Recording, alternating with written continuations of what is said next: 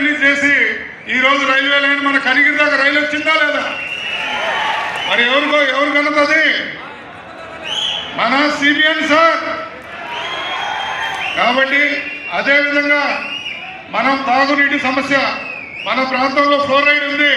Fluoride వల్ల kidney సమస్యలు, కాళ్ళు వంగిపోవడం, తర్వాత చిన్నతనంలోనే స్ట్రోకులు రావడం, ఈ విధంగా ఎన్నో జబ్బులు పడుతున్నాం.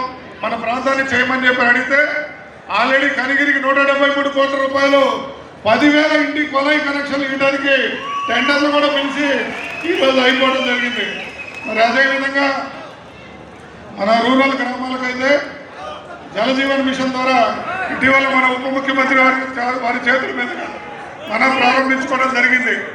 దాని ద్వారా కూడా మన కనిగిరి ప్రాంతానికి 250 కోట్లు తాగునీటి సమస్య తీర్చడానికి మనకిచ్చిన మన మహానుభావుడు చంద్రబాబు నాయుడు గారు ఇంకొకసారి గట్టిగా మనం తప్పడం.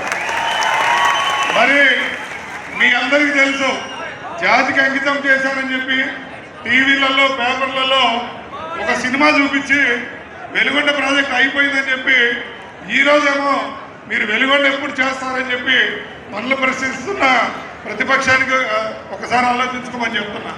మరి మూటకం మాటలు చెప్పేది మీరు,